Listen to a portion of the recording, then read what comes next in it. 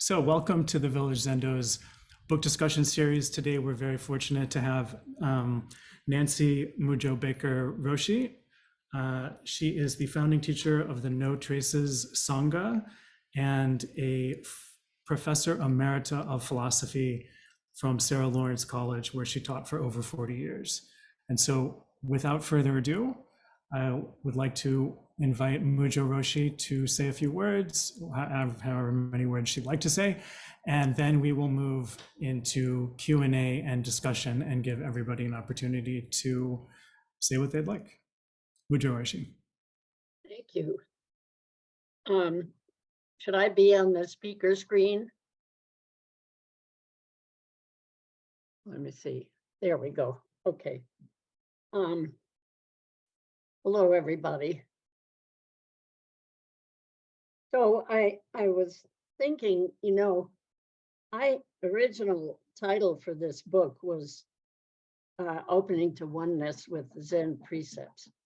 And then Shambhala decided to say a practical and philosophical guide to the precepts, to the Zen precepts. So I was just thinking before my computer glitches here, what exactly makes this book philosophical? I mean, everybody's got some different idea about what philosophy is and whether Dogen was a philosopher and so on and so forth. And it occurred to me, and this is the kind of philosophizing I'm used to, but I never thought of it this way.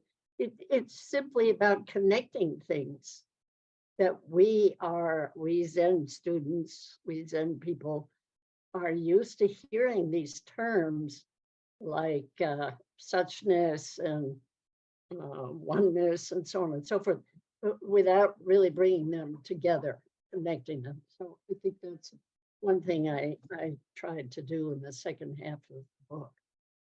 So I think the problem of the book was those of us in the Soto lineage of Dogen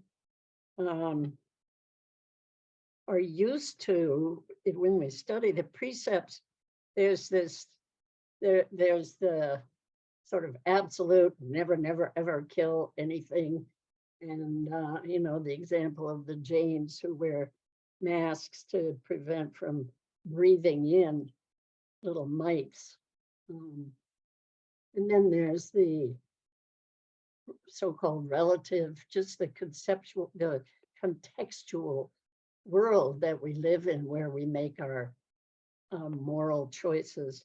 And then there's this mysterious so-called absolute with a capital A level of the precepts. And that's where we have Dogen presenting them to us, not as don't steal, but non-stealing.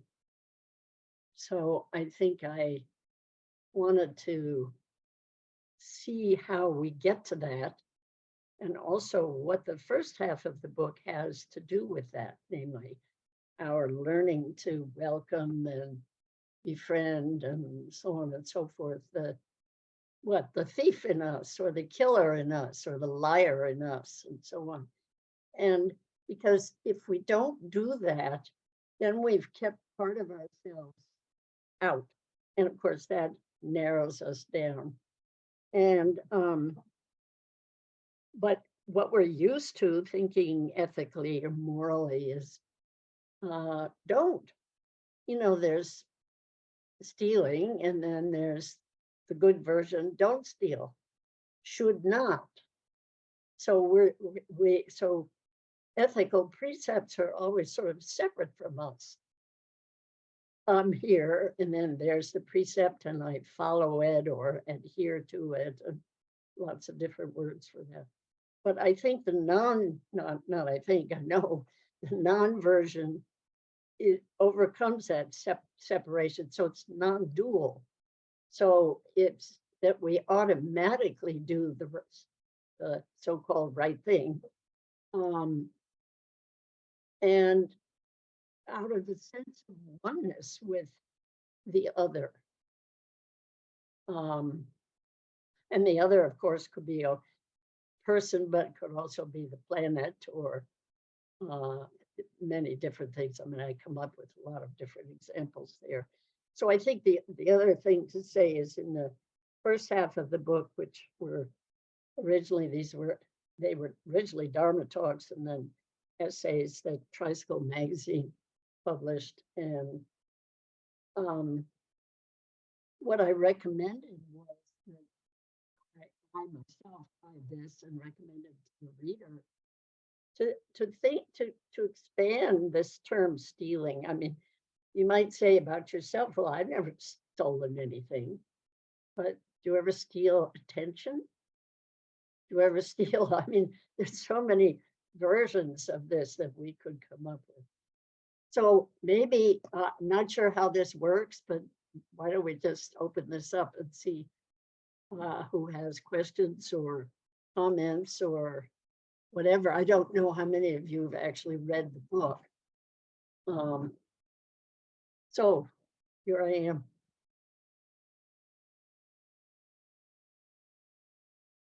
So Joshin, will you take care of calling on people? Sure, if you'd like me to, unless you'd like to. I would love it. I'm feeling completely digitally crippled right now. So Okay. Well, thank you, Mujo Roshi, for that. And I will now call on Annette.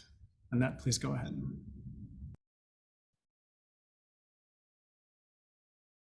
I think you just muted yourself. You remuted. I just wanted to say, first of all, how much I loved the book. And it made me look, everyone can say, well, I don't kill, and I don't steal, and I don't do this, and I don't do that. But this really made me look at all the very subtle levels, like you said, stealing attention, when someone's speaking, interrupting because what I have to say is more important and I can't wait. And this just put such depth to it that I dearly loved it. And I just wanted to express that. Oh, good. So I'm glad. And of course, I don't know, try to think how to say this. It really enriches and makes this alive in our ordinary lives, daily lives. It's like, whoops, I never thought I did that. But, turns out this might be an example of killing. Yeah. Thank you. Chogaku? Thanks, Joshin. Thank you, Roshi. In the beginning of the book, in the acknowledgement, you talk about developing an interest in what we reject or split off from ourselves. And initially, I was thinking of, that we reject and split off the parts of ourselves that we think are bad or not acceptable and that kind of thing.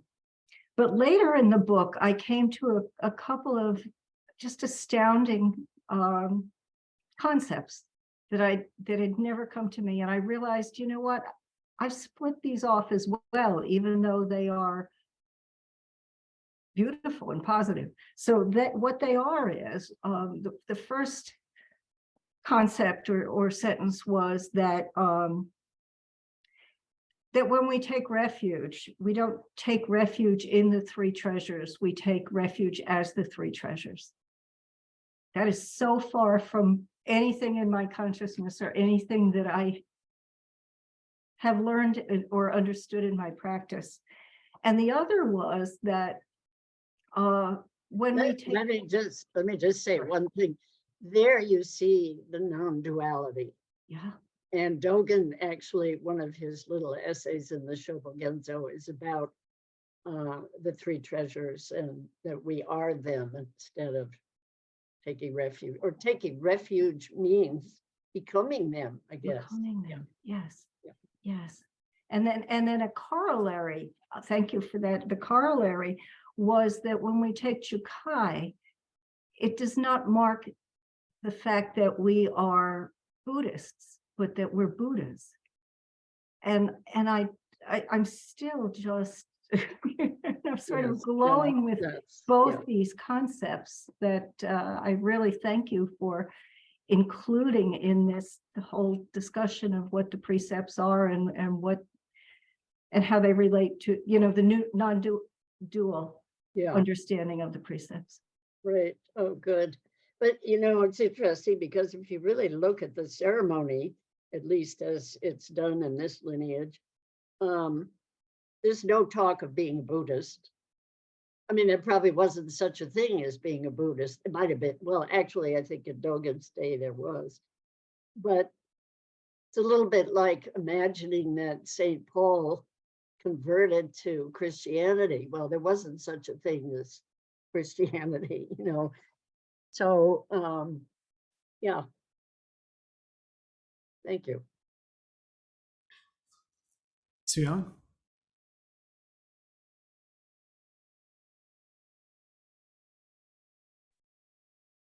Thank you, Doshin.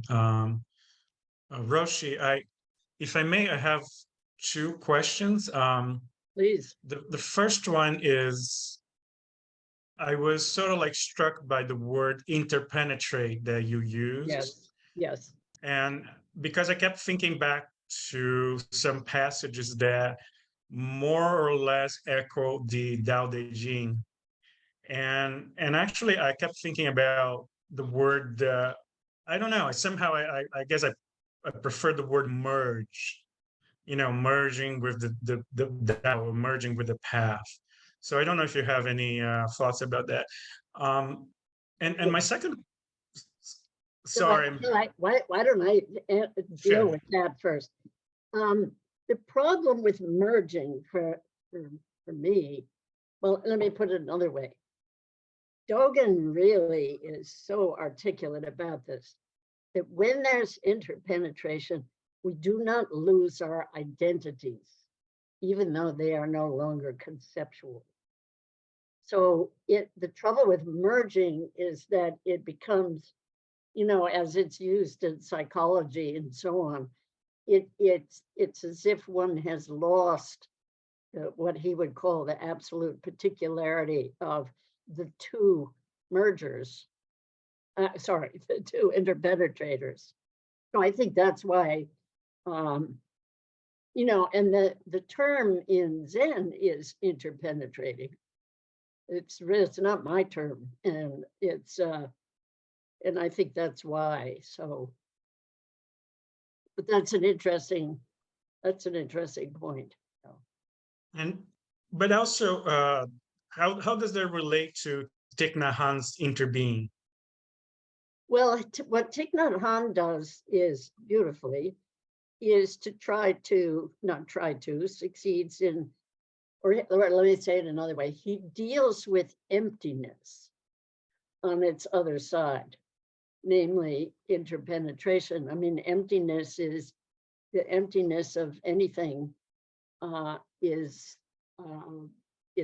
no longer has a self nature. It no longer has, something that persists over time or whatever.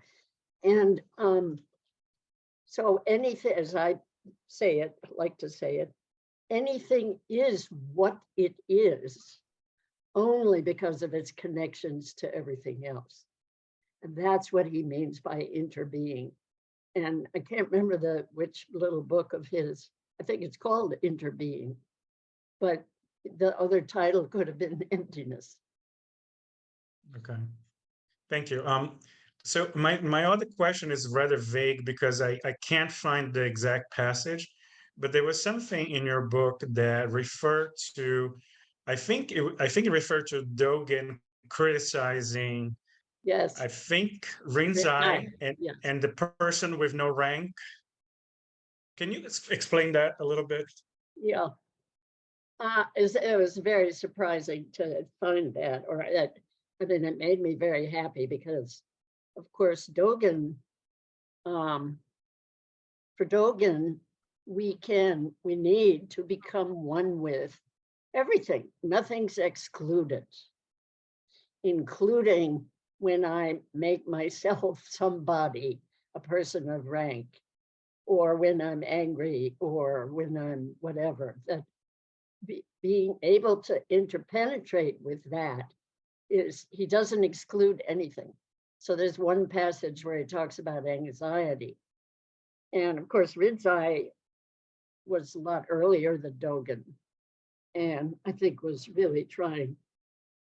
I think the thing about Rinzai is that compared to the patriarchs that preceded him, he started talking about the person and what it is to wake up and so on. They were more talking about, you know, the universe, as it were, and how reality is changed for us when we wake up.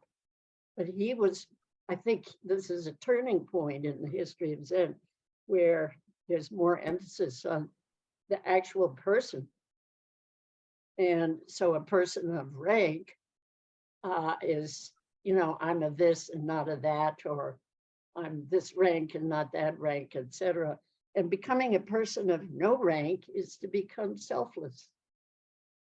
So what Dogen wanted to do was to remind us that all this stuff that would not be included in our rank, we really have to embrace.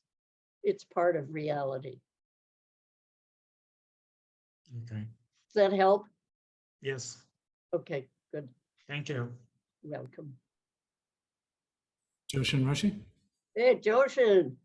Mujo Roshi, what a privilege, and so thrilled to have you Hi here. there. And what a beautiful gift and legacy you have given future generations in the study of the precepts. And along those lines, I was curious, you know, given your own background and training, what difference you think it makes given the way you work with your groups, using the, you know, the repeating questions, the monologues, how that you think facilitates or helps with what you're saying, the interpenetration, what do you see about that kind of work that is different to how you studied the precepts? Of course, I did a lot of that in the diamond approach, as you know. Well, I think the difference it makes is that, as I say in the beginning of the book, I think when I'm introducing the essays and the exercises, that I could practice by myself with the precepts and say, I never steal anything, and then read these essays and say, oh my God, maybe I do steal attention. And I need to accept that, to embrace it, all this language we use about this. But to actually do that in the presence of another person can be anxiety producing, can prevent a certain depth from happening. And I think that the repeating the same question repeated over and over and over again for 10 minutes can derail one and take one deeper. So that's the first thing. The second thing is that I mentioned later in the book is that I found that people have the experience working with another person in this way, where there's no crosstalk, of suddenly having that experience of oneness with one's partner. Or let me put, I mean, there are many other ways of saying that, having the experience of the suchness of the other and of myself, or, you know, an interpenetration, as it were. Right, which is a very different story to the typical projections, Yeah. idealizations that can run rampant Yeah. in sanghas. And so, yes, I think it really does allow for a transparency and authenticity. And am delighted that we're... And an equality. Yes, It Yeah. levels the playing field. Yes, Thank you. thank you.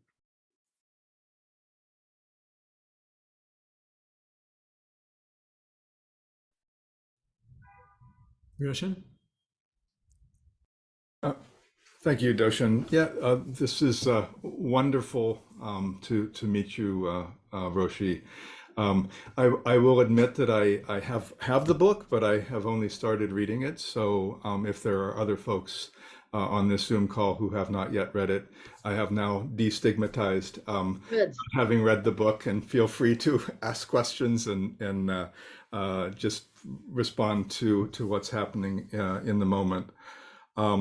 But your presentation and discussion just reminded me of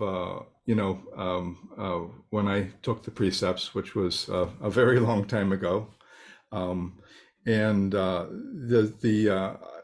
the experiential way that the Village Zendo teachers sort of allowed each of us to open up to these concepts in our own lives.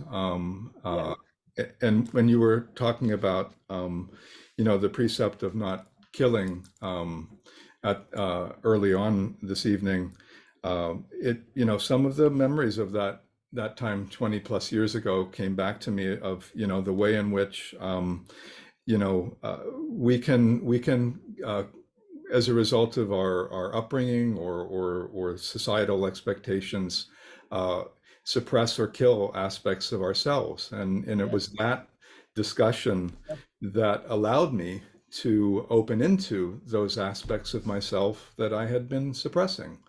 And it goes sort of that same way, for each of the precepts. So I do appreciate sort of what I think you're offering in the book, although I can't speak to that directly, but also just the value of the precepts in our lives is by using and of course the Village Zendo has the three ways of looking at them, Bodhidharmas sort of coming from the perspective of emptiness, and Dogen's perspective, and the Zen peacemaker's perspective. So we get to look at these wonderful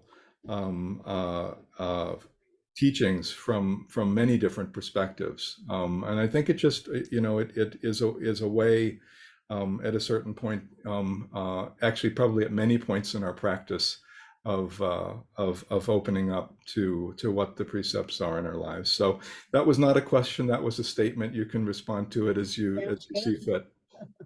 Well, I think it makes me want to say two things. One is, I can remember the second one. One is, let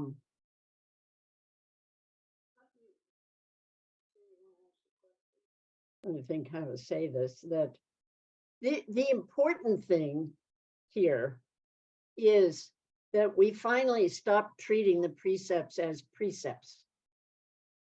That I naturally don't steal in a certain situation. But I think what I realized, thanks to Dogen and the Jukai ceremony, mystery to me about the Jukai ceremony was always, hang on a minute, I just have to.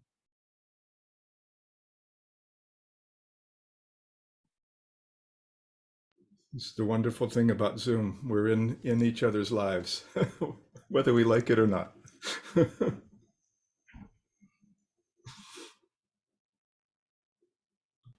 What I realized, Dogen says, and I quote him at the end of the book, there are bodhisattvas who have become Buddhas millions and millions of times. And I thought, oh, bingo, that helps me understand this mystery of why the Jukai ceremony has so much of being one, being Buddha, being one with in the beginning. And then at the end, it's this, will you maintain it? Will you maintain it?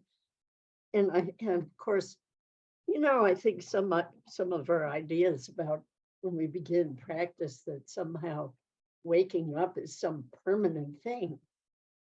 And it's not. And, you know, as Dogen says, we are creatures who have a vast and giddy karmic consciousness. And it's always there. I mean, it becomes, our relationship to it becomes completely different as practice goes on, and our relationship to the precepts. You know, Bernie said to me, there are precepts without Buddhism, but there's no Buddhism without precepts. And I think the important thing here, as I mentioned in the book, I can't remember exactly how I say this, but big question is where precepts come from. You know, did a group of people get together? And well, no, because we see these similarities across culturally and so on. So somehow, I don't know exactly right now how to articulate this, but somehow they are the deepest aspects of reality. And it can take a lifetime to actually live out of that. Well, enjoy the book. There will be a quiz when you're done, so let us know. I look forward to it. No, I love Bernie's statement as well. And, you know, I think, again, from the early stages of my practice, I recognized that it's impossible to have a peaceful mind if your actions are not cultivating peace. Yeah. So. And vice versa. Right. That peaceful mind enables one. Right. Exactly. Yes. Beautiful. Thank you. Thank you so much. Thank you, Roshi. Okay. Hey there. After all these years, you and I doing all of that time together with Bernie. And so, you know, I just can't help but want to talk about that. But first, I had the privilege to read your book before it was published. And, you know, I've told everybody, it blew me away. And for me, it is the text for our study at this time. It is perfect. I do want to say one thing, which is, I think you and Xingde were the ones who really deeply read the book. And, you know, people who are asked to do a blurb, I can sympathize with it, don't always do that. But so it was much appreciated, both by me and by Shambhala. Yeah, and I immediately said, this is our book now for our community. This is our text for our Jukai. It is marvelous. So my question is, we did spend all that time together studying with Bernie the last few years. I just have so many memories of us together and with Bernie. And what could you just kind of point to what his vibe, how his vibe is alive in the teachings that you give? Because, you know, we like to remember Bernie a little bit. Well, I tell you, as I was doing this book, I realized how much he embodied Dogen. I really do. And I think what I just said about the, you know, the mystery to me, which of the Jukai ceremony, and then understanding, you know, waking up is not to be in some beloved state forever. So that's one thing. But the other that I meant to mention earlier with one of the questions is Bernie was deeply, you know, as his practice came away from the sort of standard Zen monastic, you know, community practice, it was what he called the rejected parts of society. Yeah. They split off, and I say somewhere in the book that you know, for me, it was the individual that was of interest, whereas for him, it was the group at large. So that's very much alive for me. That's beautifully said. That is because we have to hold both. Exactly. All the time. Yeah. And they are in many ways a function of one another. Exactly. Yeah. That's beautiful. Yeah. Thank you. Thank you. So nice to see you. Yeah. Concho. Thank you. Thank you, Roshi. It's wonderful to hear you again, to see you again. I have a question. I have to confess, I'm only on page 28. So Okay, well, you getting two there. can take the exam together. You said something interesting earlier about how waking up is not a permanent thing. It's kind of like it's our practice, right? We have to practice it. How would you recommend a daily practice with the precepts? A daily approach, because it's very easy for us we take the precepts, we saw our rakuses and all that kind of stuff, and they sort of like kind of fade away a little bit. They pop up every now and then, but it is I more and more it's becoming apparent to me that it really is like a real guidebook for just day-to-day actions. And how would you recommend going about that? Well, I think that the clue, if you will, comes from, it's the same practice. I mean, that becoming aware of every little item in one's intentions and actions and feelings and so on and so forth is, I think, deeply, deeply what the practice is all day long. So it's not about how to be good to other people, because being naturally good to other people comes from a constant and deep and welcoming practice of, oh God, there I go again, without any judgment. So it's learning how to be judgment-free, in a sense, with one's own self. And I think that with the precepts, it's similar. I mean, do I want to kill Trump? Yes. And what would it be like to be free of that? To be whatever, to experience myself and see other people as part of the great unfolding. And that doesn't mean that we don't criticize, try to change things, etc. But I think it's the constant awareness. Jesus, I just stole the attention that was being given to this speaker. Thank you, Roshi. Yeah. Thank you. Soshin.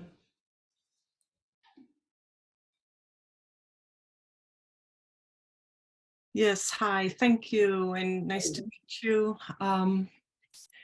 So the question that I have was a piece of how I understood the way you described the practice in your Sangha in the first part of the book. And it made me really curious about, like, what kind of impact does that have on a group of people? I got the impression that, and maybe I misinterpreted, that this was an ongoing work, not just something you do for a few days before Jukai, but it was actually a practice that the whole Sangha engages in. And I just, like, what do you see? Like, how does that live in the Sangha? And then I also wondered, like, well, how would it be as a new person coming in, and how do you get new people in and bring them along? And so just, I don't know if you could speak to that. Yeah. Well, first, confession. So No Traces Sangha is actually a very small group that has not encouraged people to come and start practicing Zen. I think that will change with my successors, the 3 dharma holders. And so the group, we have a small, say maybe 20 at the most, who might show up for a retreat. But on Thursday nights we meet, and that will be sacred. Whatever else expanding we will start doing will be independent of that. So what has happened in this group is that people have worked on the precepts. We've done other things with these kinds of exercises, but there's a freedom and a safety in exposing oneself. And Zen is not famous for that. You know, we come and we sit. You know, I remember years ago running into somebody I sat with for a couple of years in the first years of Bernie in the early 80s. And we ran into each other on the subway. And there was a kind of intimacy there that was a function of our having sat in silence with each other. And then, of course, we leave and go home. And so I think what's happened to Zen since then is there's a lot. For example, this book discussion. You know, there are things happening where students talk to each other and work with each other, and it's not just a totally formal Zen practice. But I think that whatever can be done in a Sangha to enable people to learn how to expose themselves, because you're exposing yourself to yourself also. So that split off stuff that we need to embrace and bring into the wholeness of what each of us can be is so deepened by being able to do that in the presence of another person who is just quietly listening with no talk, no crosstalk, no judgment, no analysis, no, you know, maybe you should, whatever, you know. Well, it did clarify that you have sort of a core group of people, Yeah. you know, and you've kind of committed to doing this as part of its practice. You know, it's not just the zazen, it's doing this, and this is practice. This is what it means to practice in your Sangha, which is very beautiful. And well, I'll tell you something. it's just like you don't have a control group, you know, but like, That's right. how are these people different? You know, how are you different from having done this? And you don't know, of course, because you only know what you are. Well, it brings a freedom because the self-protecting thing just goes. Right. But I'll tell you something interesting that you're making me remember. I had a student at Sarah Lawrence who, she told me this one day and I couldn't believe it. She had a good friend, both of them Lily White, and they met once a week to investigate their racism. And that meant, and they you know, bared their whatever in the presence of the other without any conversation, crosstalk, all of that. I was so impressed. I mean, this was years ago, and they just really decided to explore how deeply, and if you think about it, think about our racism. I mean, we may not be racist in some obvious sense, but to actually go deeply, deeply and notice any small little whatever, judgment or dislike or fear or something, that's to me the heart of Zen practice. Because it's just the protective stuff falls away bit by bit, you know, and yeah. Thank you. Thank you. Thank you, Roshi. Your book was amazing. I mean, I kept reading parts of it. One thing that I thought was really interesting, I believe it was in your discussion of the anger precept, where you talked about how your group Yes. got together and talked about all the terrible things they'd like to do to people that had wronged them, and you talked about how that it brought this wonderful energy, and Yes. everybody looked enlivened and Rosy happy. cheeks, yes. Yes, I remember the rosy cheeks. And I thought that was so interesting, the way that you could get sort of develop a kind of usable energy from considering what you might consider your faults, or from expressing your what's the word, bad impulses or whatever. I just wonder if you want to talk some more about that. Yeah, well, I think what's interesting, to just go to the preceding question as well, is we think we know ourselves and we don't. And these kinds of exercises really reveal more in a depth way of ourselves to ourselves, for openness and embracing and no judgment and no splitting off, pushing away, etc.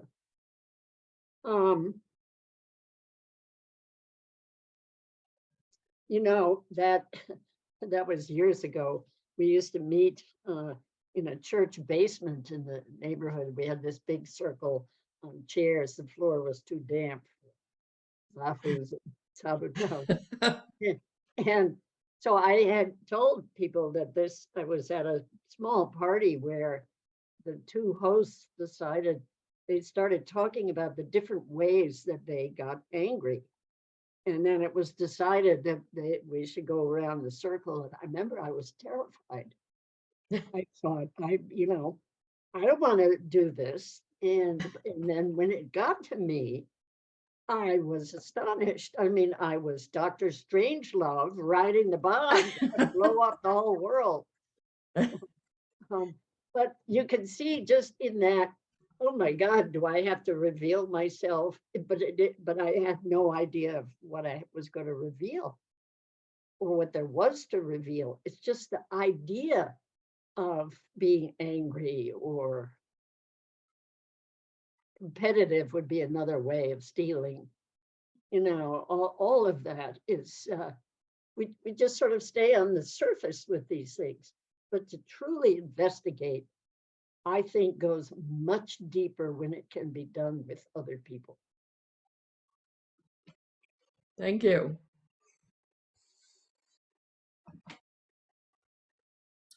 Roshan? Yeah, that was just occurred to me, Roshi. You mentioned, you talked about racism a few minutes ago, and there has been a lot of I think investigation recently in the last 5 years or so of systemic racism, and in the context in which we explore the precepts in Fusatsu, and this again gets back to your point of going deeper and deeper and deeper. I would probably never have occurred to me at some point in the past, the privilege that I have as a white male in the United States, and that in itself is a sort of karmic responsibility that is mine to own. So just an observation, because that's an aspect of going deeper, that I think perhaps I only recently became aware of my blind spots in that area. Right. Well, I'm just thinking, I was thinking of an example of, so we live in a city where there are homeless people. But what happens when a white male, dirty, smelly, starts coming towards me? Is there some fear? Is there some, as opposed to some compassionate curiosity? It's so I'm thinking, Enkyo, about Bernie again, because the homeless retreats and the Auschwitz retreat put us in touch with levels that we would not have gone to on our own or in our ordinary lives. Yeah. Yes. Yeah, thank you. Thank you.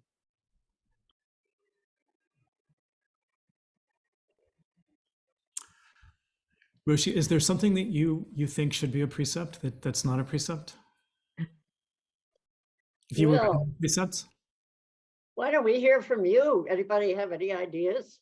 I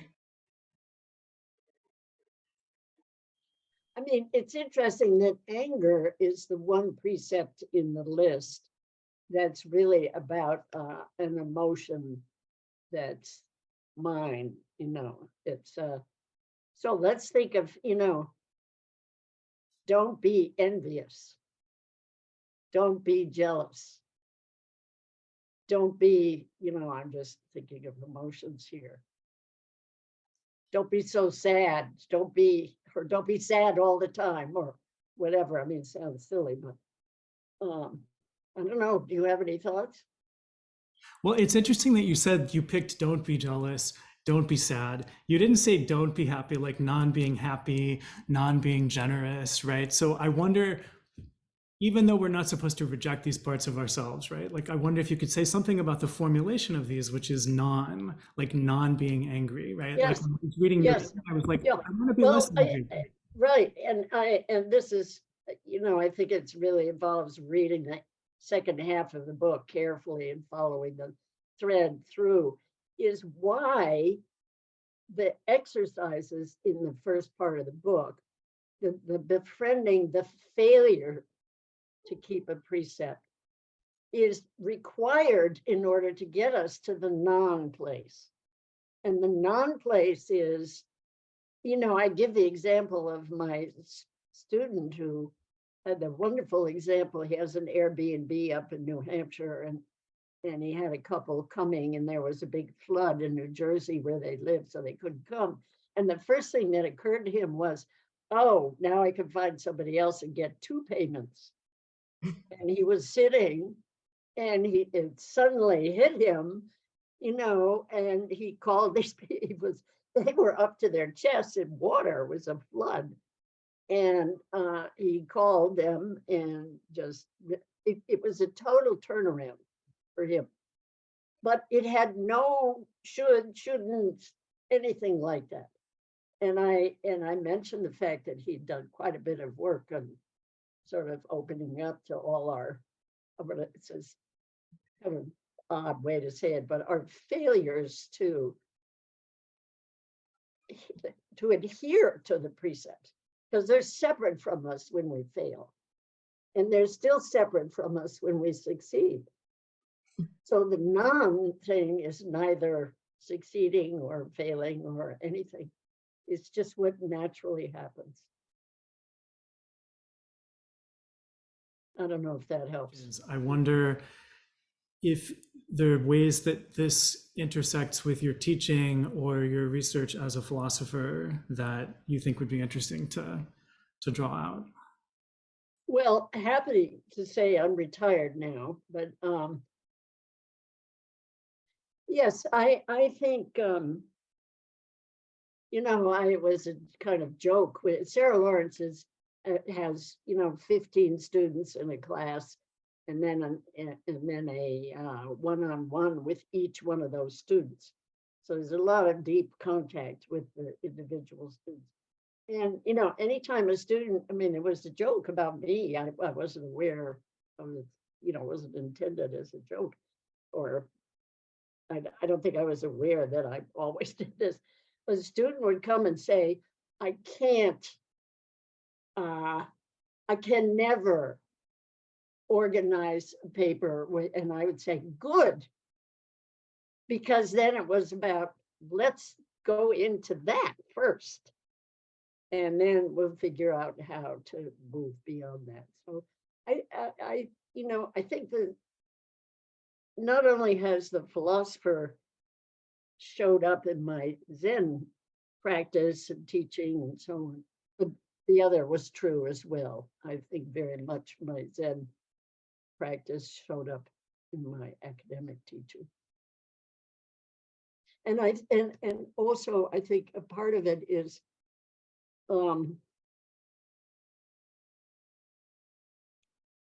being very aware of the particularity of an individual student. There's a cognitive style there that's different from the next person's. And, you know, for me, that's Dogen.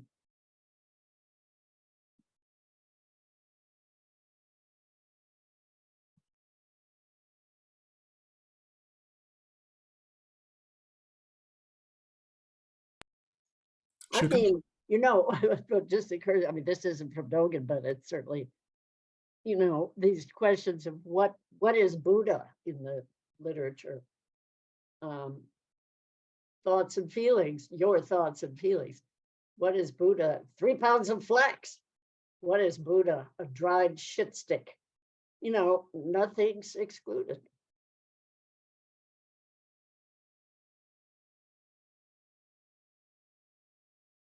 Including not being able to write a paper.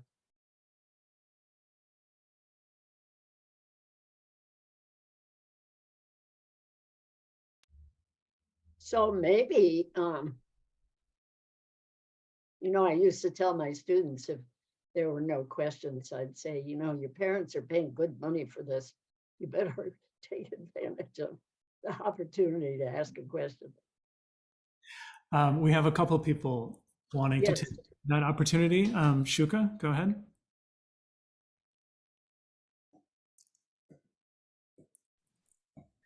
Yes, I don't know if this is appropriate, and I haven't read the book, although now I'm really dying to get it.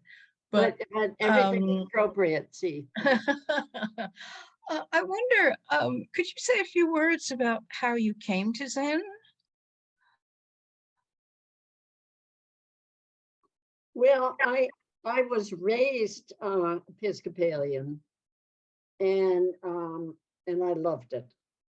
And I think from a very early age, and certainly once I became an academic, I had a very deep interest in religion, religious traditions, what it was. And I used to teach a course called Philosophy of Religion. It was for freshmen, again, 15, or no, and for the freshmen, it was 12 kids, so, and the courses last a whole year. So it's a really opportunity. But I always said that the word philosophy fooled them, because the course was really about what the great traditions have in common at their mystical core. And, this is part of interpenetration, is that they really do interpenetrate. There are no boundaries around them, and we've so often treated them as if they have boundaries. And I think, I don't know, I think there's something that I love about Zen, but I think it was the opportunity to have a real teacher. So when Bernie Glassman came, it could have been another tradition, Oh, thank you for that. Thank you. Joel?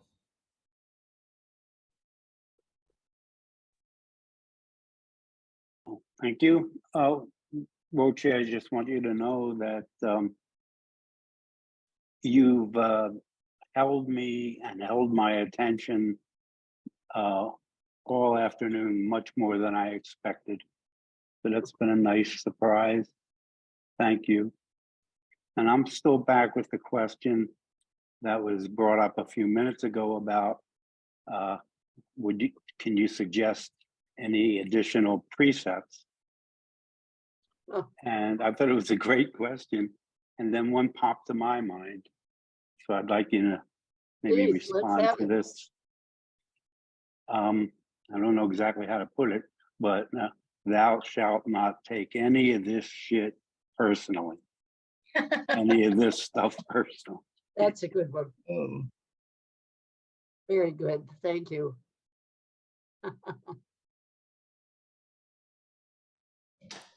Chogaku?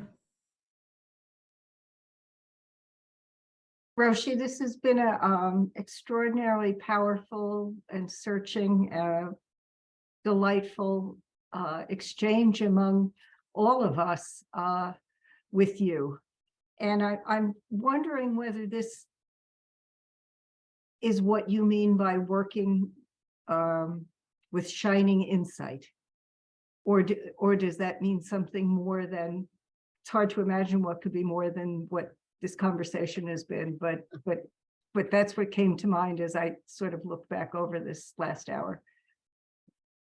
Well, in the book, I think it's a whole chapter, I can't remember, but I talk about the fact that, I remember Bernie always used to say, we know this, meaning the non-conceptual or the oneness. Mhm. And we don't know we know it. Yeah. And I am very clear. And it's also the kind of teacher I think I've always been as an academic, which is to find the stones that can begin to get you over to the bridge, So insight, to think about suddenly understanding something. It's like something in our language. It's funny.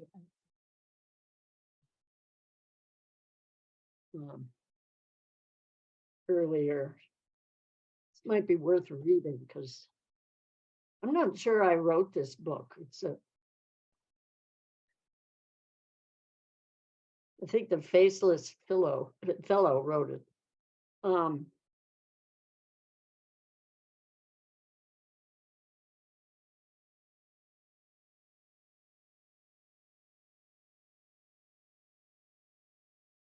Yeah, it was, I'm not going to find it here, but it was that when we suddenly understand something, my specialty is Wittgenstein, and I actually wrote a paper about him on this same subject with the Advaita teacher I know.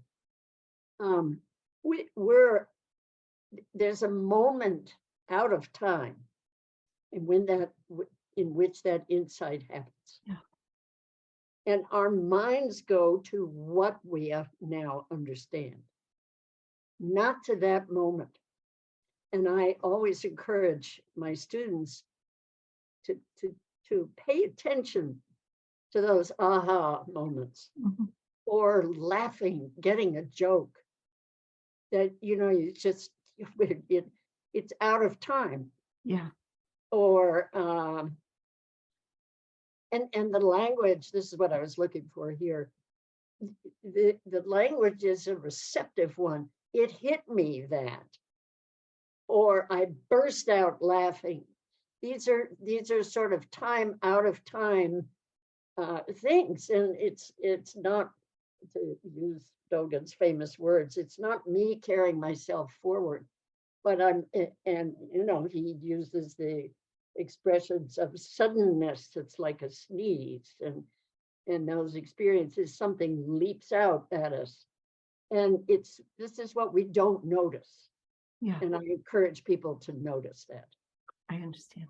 Yeah. Thank you. Thank you. Gyoko?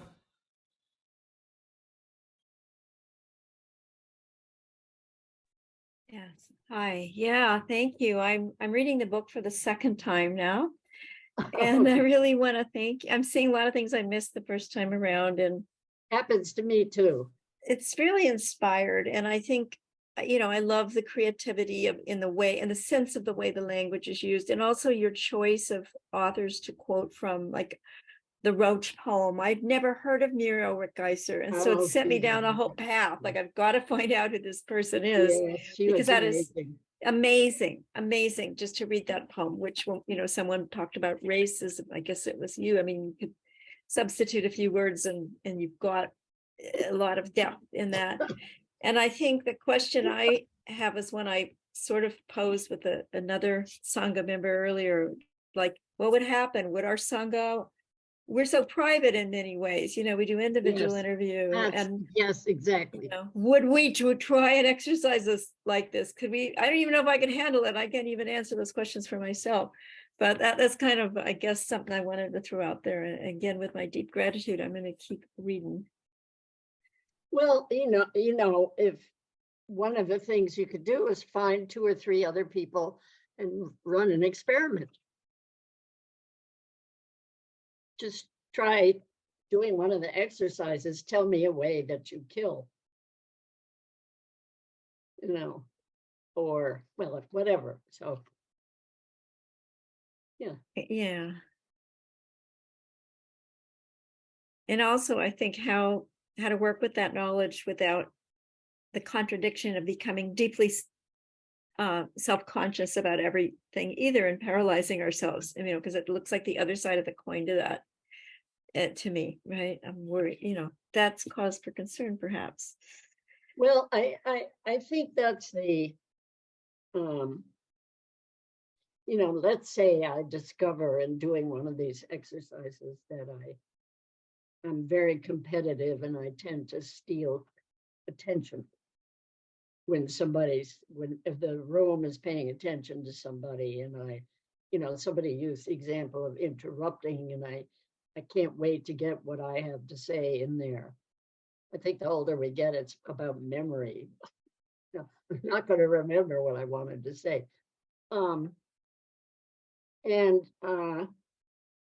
where was I going with this? I can't remember. See, there we go.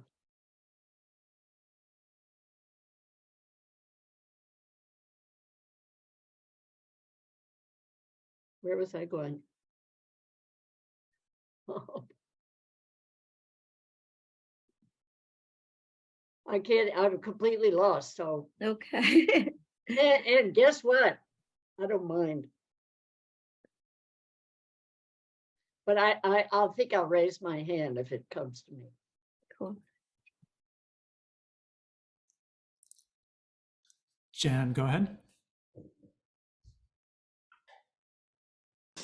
Well, I am in. Thank you very much, Roshi Baker. I have not read the book. I can't wait. I also missed the first half hour of the talk, but I got here. And It's being recorded. Oh, that's wonderful. Okay. So I am in the waning weeks coming up to taking my Jukai. Yes. And we've spent a year, and the book we've used is Diane Rossetto's Waking Up to What You Do. And so much of it, to me, that's the essence of this. And then you've just affirmed this over and over. So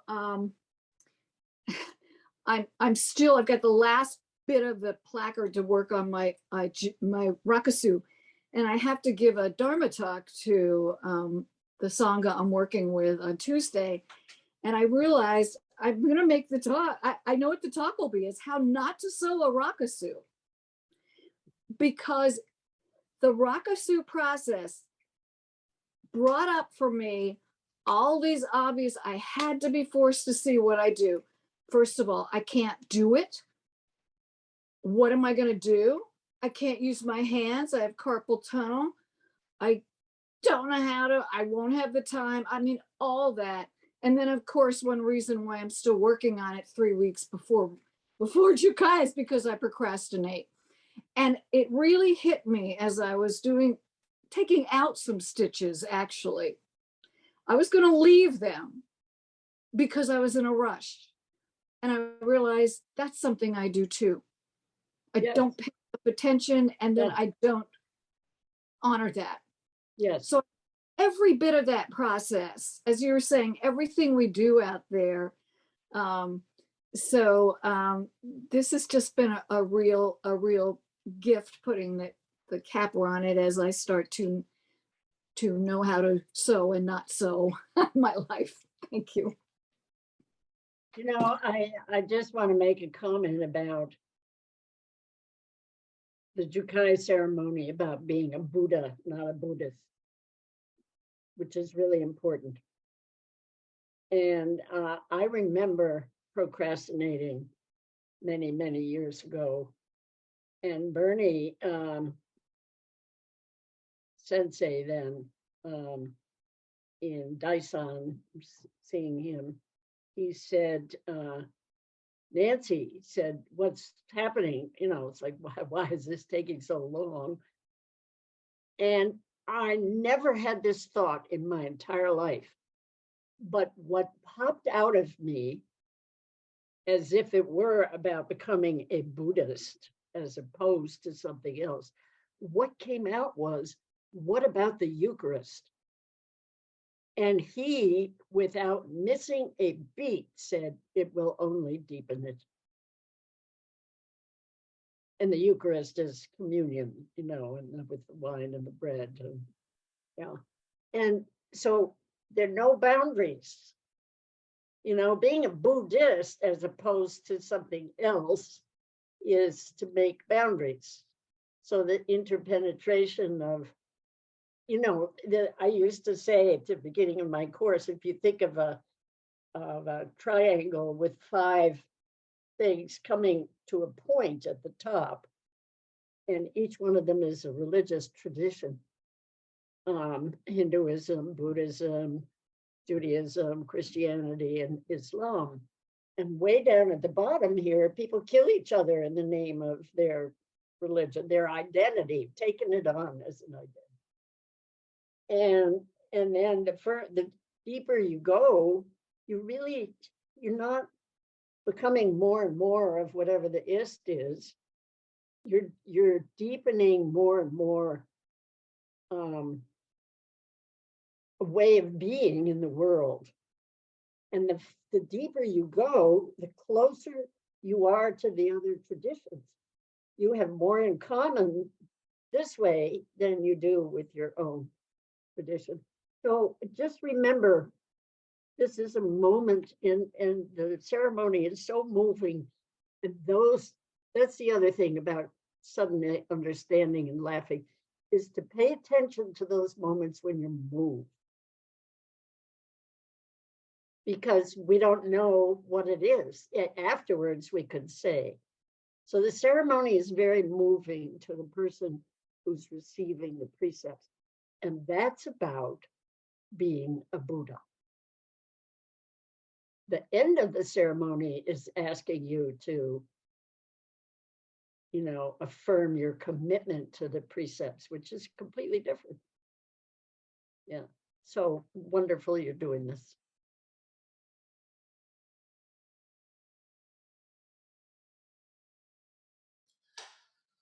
Somebody asked in the chat if we could get access to the paper about Wittgenstein, which you mentioned, which I will also take the opportunity to ask if there are any connections with Wittgenstein that you wrote about or otherwise that you'd like to tease out. Well, the book that my life has been about heading towards is Wittgenstein in his early work, which was a very logical kind of thing, mentions mysticism. And this is a sort of mystery to the old British analytical philosophers. You know, why does he do this?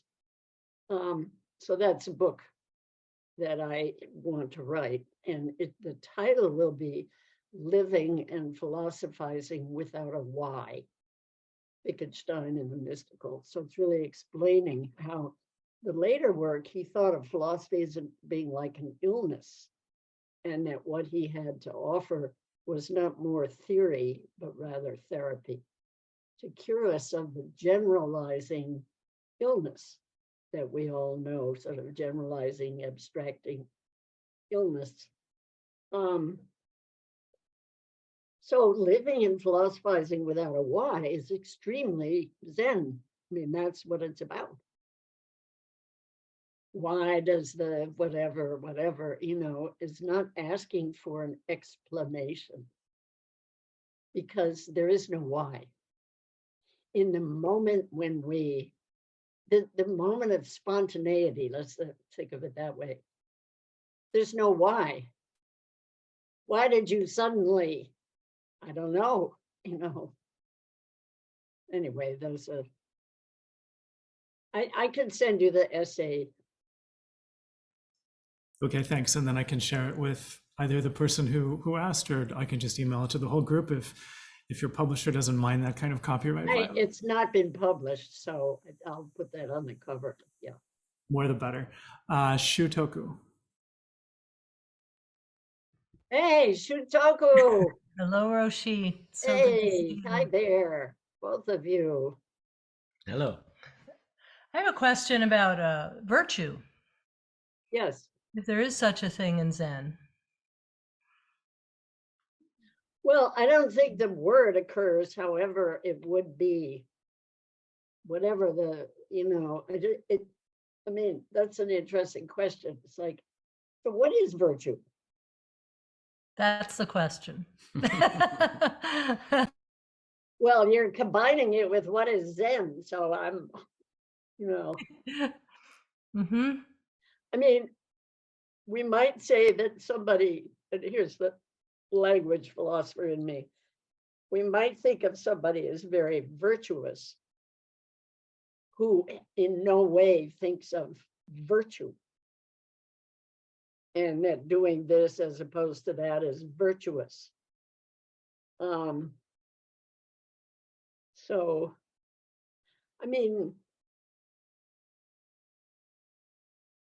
it's also interesting that I think the virtuous, has a kind of dualistic ring to it.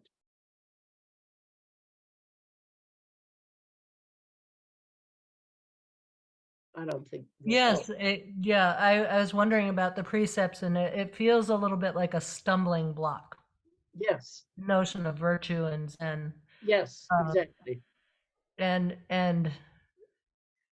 But how is that resolved? And it's a struggle, I think. Well, I think some people are, I mentioned in the book, I have two friends who are the most impeccable, ethical people I know.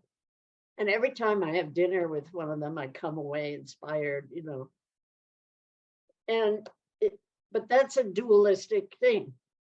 And that's great. I mean, it's very important to have some impeccably ethical people, which we're missing these days in our country and politics and so on and so forth.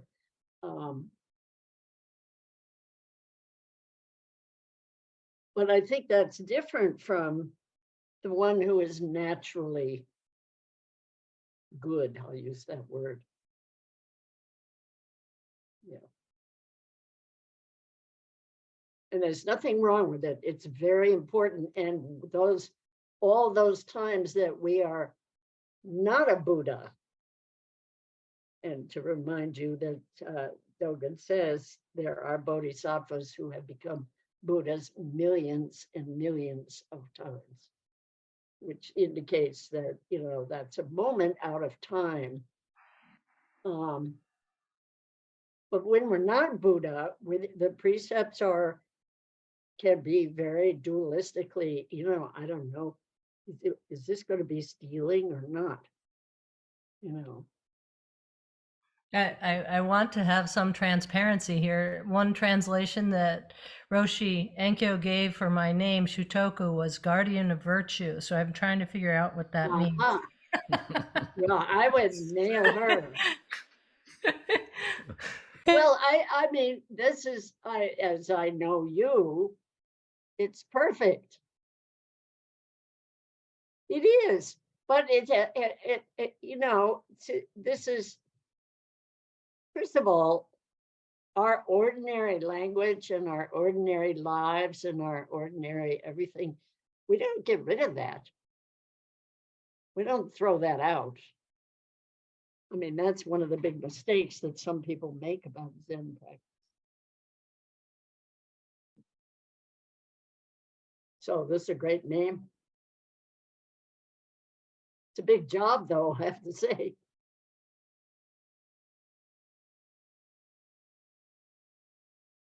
Looking forward to seeing you guys in person. Yes, we are too. Likewise. Greg, did I see you raising your hand? No? Okay. I think I've just about had it. Okay.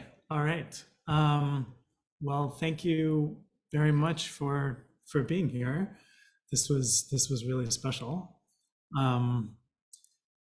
As part of the end of our discussion, which you're welcome to stay for, we pick another book to read next time.